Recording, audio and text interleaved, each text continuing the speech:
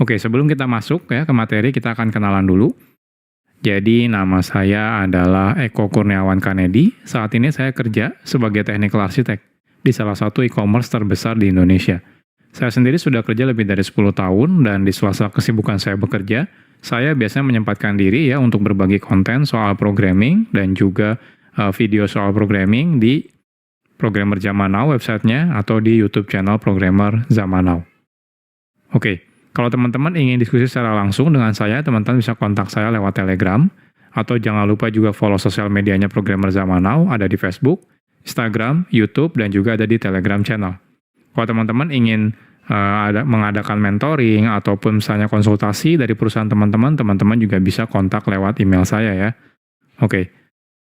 Sebelum teman-teman belajar, jadi pastikan dulu teman-teman sudah mengikuti course saya yang sebelumnya ya. Jadi teman-teman perlu mengerti beberapa hal dulu sebelum mengikuti course ini. Karena kalau langsung course ini nanti mungkin agak membingungkan ya. Jadi beberapa hal yang perlu teman-teman pelajari. Yang pertama itu adalah HTML, CSS. Ini udah harus ngerti ya. Selanjutnya teman-teman harus sudah ngerti juga tentang JavaScript dasar. Jadi ini teman-teman perlu sudah mengerti tentang JavaScript dasar. Kalau teman-teman belum mengerti, teman-teman bisa lihat di course yang sebelumnya saya buat di sini ya. Jadi teman-teman bisa lihat di sini ya untuk mempelajari tentang JavaScript dasar. Oke, materi ini agendanya apa sih? Materi ini agendanya akan fokus membahas Object Oriented Programming, atau dalam bahasa Indonesia adalah pemrograman berorientasi objek, di mana di sini kita akan prakteknya menggunakan JavaScript. Oke, jadi kita akan berkenalan dengan apa itu Object Oriented Programming. Nanti teman-teman akan belajar bagaimana cara membuat kelas, membuat objek, mengenal tentang pewarisan atau inheritance, belajar tentang iterable dan iterator. Nanti kalau misalnya ada, kita akan bahas tentang JavaScript class ya, dan juga masih banyak yang lainnya ya. Jadi materinya lumayan banyak. Oke, nggak usah berlama-lama, kita akan masuk langsung ke materi.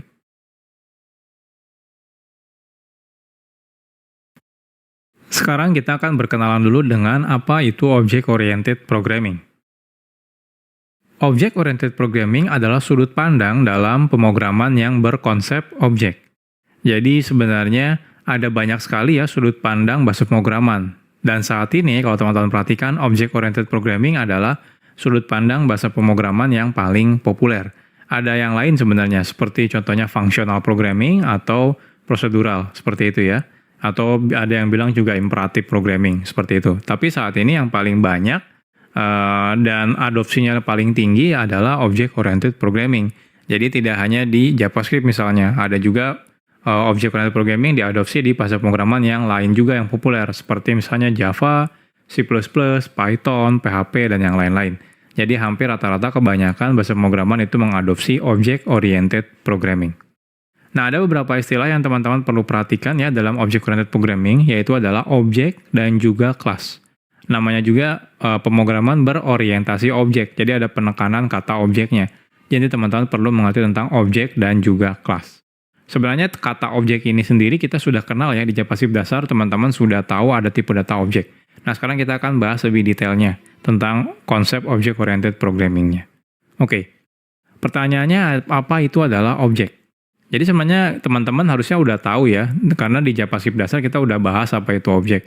Jadi kita flashback lagi, objek itu adalah data yang berisi field atau properties, atau juga ada yang bilang atribut, ini tiga-tiganya sama saja ya, dan juga method atau function atau behavior. Jadi objek itu ya isinya adalah data yang berupa field ya, atau juga method atau function. Jadi sesederhana itu. Oke, selanjutnya apa itu class? Nah kalau class adalah blueprint atau prototype. Jadi atau maksudnya ini adalah cetakan untuk membuat objek. Jadi kalau sebelumnya kita kalau misalnya bikin data dalam bentuk objek di JavaScript dasar ya, itu kan kita langsung bikin aja ya, langsung aja bikin objeknya gitu ya. Nah jadi mirip kayak bikin array, bikin string langsung aja dibikin gitu ya. Nah kalau misalnya dalam Object Oriented Programming, sebelum kita membuat sebuah objek, kita perlu bikin kelasnya dulu. Ini sebagai cetakan, jadi sebagai blueprintnya. Jadi kalau misalnya kita mau bikin jenis data A, maka kita perlu bikin kelas A terlebih dahulu. Nanti dari kelas A itu kayak semacam cetakan ya, cetakan untuk membuat objeknya. Nanti kita akan bikin dari kelas tersebut baru objek-objeknya. Nah, sederhananya sebenarnya kelas itu nanti berisikan deklarasi semua properties dan juga function yang dimiliki oleh objek. ya. Jadi maksudnya apa? Jadi maksudnya kalau teman-teman sebelumnya kan bikin objek kita bebas ya. Objek itu ya udah bebas kita bikin objek. Teman-teman mau di set ada berapa atribut, ada berapa function itu nggak terlalu peduli ya. Jadi kita bebas. Nah, kalau misalnya dalam object oriented programming, idealnya teman-teman deklarasikan kelasnya dulu. Kenapa? Biar terprediksi nanti kira-kira ada apa aja field-nya dan juga ada apa aja function-nya, seperti itu. Nah, setiap objek selalu dibuat dari kelas. Ya, ini idealnya sebenarnya kalau misalnya dalam object oriented programming. Tapi yang namanya JavaScript itu dari awal teman-teman bisa bikin objek tanpa ada kelas sebenarnya. Tapi idealnya kalau teman-teman bikin objek ya harusnya ada kelasnya biar lebih rapi dan juga lebih terprediksi ya kira-kira data objek ini apa aja. Dan sebuah kelas bisa membuat objek tanpa batas. Jadi beneran kelas itu cuma sebagai cetakan saja. Jadi teman-teman bisa bikin objek dari cetakannya. Jadi cetakannya cukup satu, nanti teman-teman bikin objeknya berkali-kali, beratus-ratus itu nggak ada batasannya. Oke. Kurang lebih seperti ini ya. Jadi kalau misalnya kita bilang di sini ada sebuah kelas, nama kelasnya adalah person ya. Nah, ini adalah kelas. Kelas itu isinya nanti adalah definisi dari ininya, atributnya atau propertinya. Contohnya di sini kita punya first name dan juga punya last name. Setelah itu di sini punya function yang namanya say hello dan juga say goodbye. Jadi ini adalah kelasnya. Kelas itu tidak bisa langsung dipakai ya. Karena kelas itu semacam blueprint atau prototype atau ya cetakan aja gitu ya. Jadi dia bukan data. Nah, gimana kalau kita pengen bikin datanya? Nah, datanya itu bentuknya adalah objek. Jadi nanti kita akan bikin objeknya. Dari blueprint ini, dari kelas ini kita akan bikin objek. Contohnya kita akan bikin objek dengan nama objeknya adalah Eko. Lalu teman-teman tinggal set propertinya misalnya first name-nya Eko, last name-nya Eko. Nah, ini misal saja gitu ya. Nah, ini Eko. Nah, selanjutnya saya mau lagi deh bikin objek person gitu ya, tapi yang Joko. Nah, kita bisa bikin dari kelas ini ya, kita akan bikin objek lagi namanya Joko. Lalu di sini first name-nya adalah Joko dan last name-nya adalah Nugroho. Nah, ini dua objek yang berbeda. Ya, anggap aja ini variabel Eko, ini variabel Joko. Dua-duanya objek yang berbeda, tapi berasal dari satu kelas yang sama. Jadi seperti itu. Oke, selanjutnya kalau teman-teman mau bikin lagi yang ketiga, teman-teman bisa bikin lagi. Contohnya di sini Budi ya. Di sini kita bikin objek Budi atau variabel Budi. Lalu di sini ada first name-nya Budi dan last name-nya Nugraha. Jadi dari satu kelas kita bisa bikin 3 objek. Dan 3 objek ini tidak ada hubungannya satu sama lain ya. Jadi kalau udah bikin objek ya udah tidak nyambung sama sekali istilahnya ya. Jadi jangan berpikir kalau kita rubah first name Eko, Joko dan Budi itu berubah, nggak seperti itu ya. Jadi ini benar-benar isolate ya antar objeknya masing-masing. Cuma dia berasal dari blueprint atau kelas yang sama. Oke.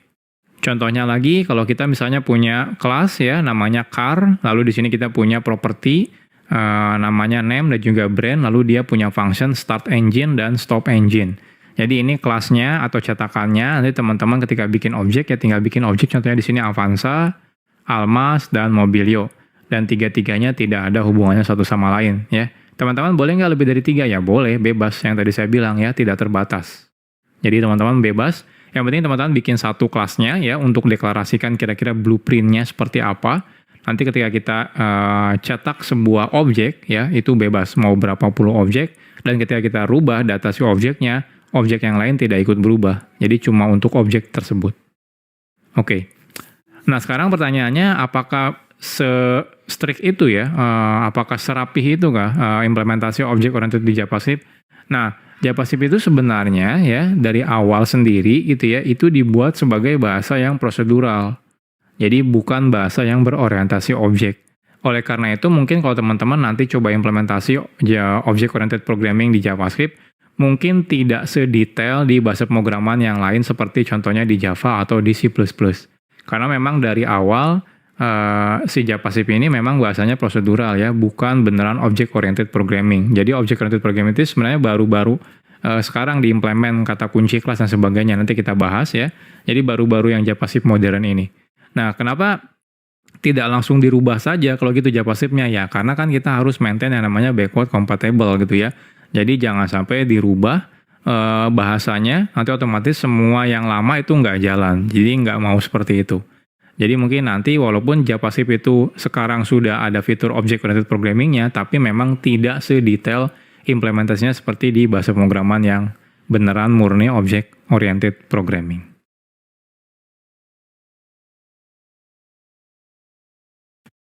Sekarang kita akan bahas tentang membuat constructor function. Mungkin agak sedikit kurang familiar ya, apa itu constructor function. Jadi sebenarnya kan di materi yang JavaScript dasar kita sudah belajar tipe data objek ya. Nah, dengan menggunakan tipe data objek ya, caranya kita membuat variabel dengan tipe data objek itu udah kita bahas ya di materi JavaScript dasar. Nah, namun pembuatan objek menggunakan tipe data objek itu akan membuat objeknya selalu unik ya. Maksudnya apa? Maksudnya tiap objeknya itu ya bisa berbeda-beda gitu ya. Kadang-kadang dalam object oriented programming itu biasanya kita akan membuat kelas sebagai cetakan seperti yang sebelumnya sudah saya jelaskan ya. Kita bikin kelas dulu sebagai cetakan sehingga kita bisa membuat objek dengan karakteristik yang sama berkali-kali ya, tanpa harus mendeklarasikan objek berkali-kali seperti menggunakan tipe data objek. Oke, nanti teman-teman bakal lihat perbedaannya ya kalau bikin objek menggunakan objek langsung kurung kurawal seperti itu atau menggunakan kelas di JavaScript. Oke, ini kalau teman-teman mau membuat objek ya dengan tipe data objek. Jadi kalau kita mau bikin ada dua variabel atau dua objek echo dan objek budi gitu ya. Nah, dua-duanya punya first name dan juga last name. Maka teman-teman harus bikinnya seperti ini ya. Jadi kayak di copy paste lah ini ya. Ininya. Jadi kayak di copy paste itu jadi seperti itu hasilnya. Jadi ini kalau kita membuat objek dengan objek yang biasa kita sudah lakukan di JavaScript dasar. Oke, kalau kita masuk ke kode, jadi ya mungkin seperti ini ya. Saya akan bikin di sini file HTML objek misalnya.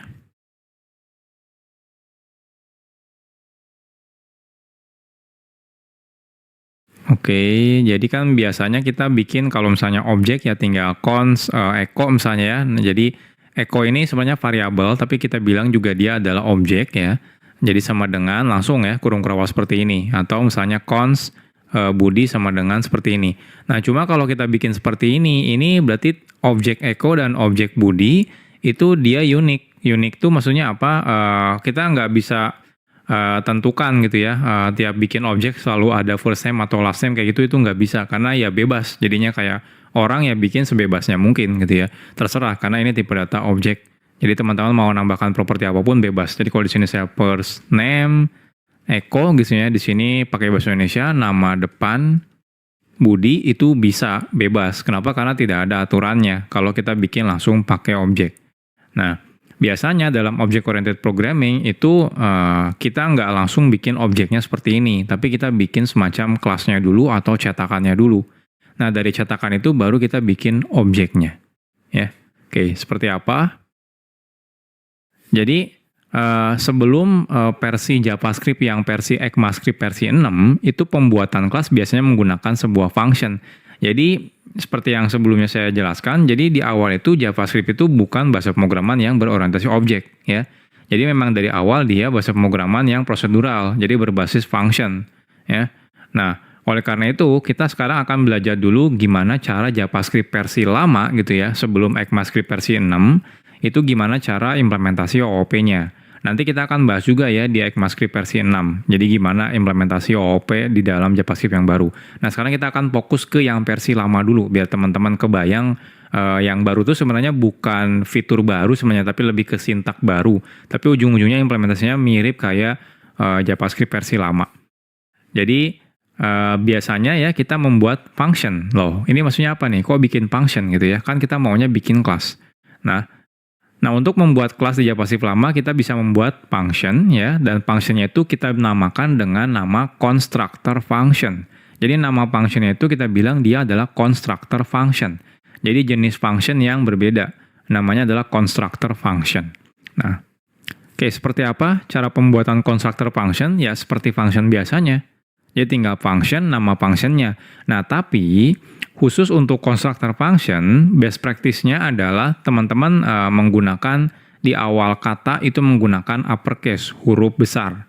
Jadi kalau person itu bukan huruf kecil semua person, enggak, tapi P-nya huruf besar. Kalau misalnya ada dua karakter, misalnya premium member, misalnya seperti itu ya. Nah, teman-teman pakainya premium P-nya besar, member M-nya besar, seperti itu ya. Oke, kita akan back ke kode. Jadi di sini kita akan, saya hapus ya. Jadi kita akan bikin dulu constructor function-nya dengan cara membuat function, lalu di sini nama function constructor-nya, contohnya person, seperti ini. Jadi ini constructor function. Jadi mirip kayak function biasa sebenarnya ya, nggak ada bedanya sebenarnya. Nah, kalau teman-teman ada dua kata, itu usahakan pakai depannya huruf besar, karena ini best practice-nya, contohnya premium member, seperti ini. Jadi P-nya besar di sini dan M-nya besar. Jadi ini best practice-nya ya, tolong diikuti, jangan premium member seperti ini. Ini dianggapnya ya, walaupun ini bisa dibilang constructor function, tapi ya mirip kayak function biasa kalau ini. Jadi kalau constructor function biasanya diawali huruf besar seperti ini. Oke, kita ganti person. Oke, selesai. Jadi seperti ini cara teman-teman bikin constructor function ya. Oke, selanjutnya untuk membuat objek dari constructor function ya, teman-teman bisa gunakan kata kunci yang namanya new.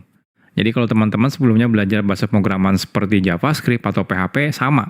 Untuk membuat objek itu kita menggunakan kata kunci new lalu diikuti dengan nama constructor function-nya.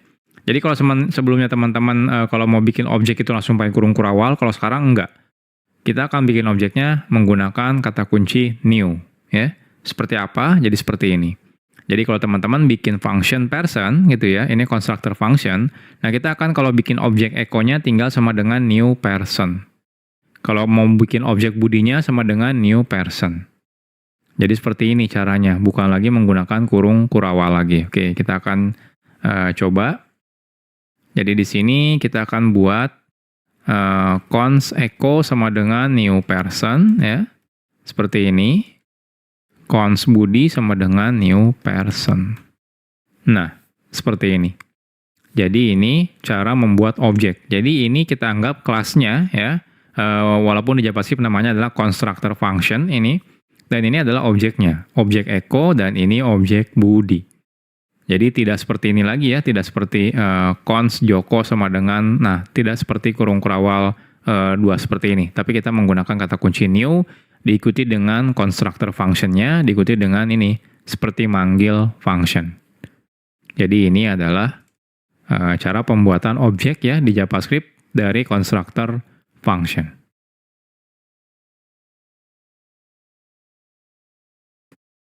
Sekarang kita akan bahas tentang properti di constructor function. Sebenarnya setelah kita membuat objek ya, kita bisa dengan mudah menambahkan properti ke dalam objek tersebut hanya dengan menggunakan nama variabelnya diikuti dengan tanda titik dan nama propertinya. Jadi mirip kayak objek biasa sebenarnya. Jadi saat teman-teman sebelumnya sudah bikin sebuah objek echo dan objek budi dari constructor function person, sebenarnya kalau teman-teman pengen menambahkan properti ya silakan tambahkan nama objeknya misalnya echo titik nama propertinya apa. Jadi ya mirip seperti kita menggunakan objek biasanya. Namun jika seperti itu, alhasil constructor function-nya sudah kita buat itu tidak terlalu berguna. Kenapa? Karena propertinya tidak ada di dalam sana. Jadi kita tidak mendefinisikan propertinya di sana. Ya. Jadi untuk menambahkan properti di dalam sebuah objek yang dibuat dari constructor function, kita bisa menggunakan kata kunci this di dalam constructor function-nya, lalu diikuti dengan nama propertinya. Lalu ya tinggal diikuti dengan isi dari value propertinya kira-kira apa. Seperti apa contohnya? Jadi seperti ini contohnya. Jadi kalau teman-teman bikin function person, tinggal kalau mau menambahkan properti ya sama, tinggal gunakan this titik nama propertinya apa sama dengan value-nya apa. Contohnya di sini kosong. Nah, this titik last name misalnya sama dengan value-nya kosong.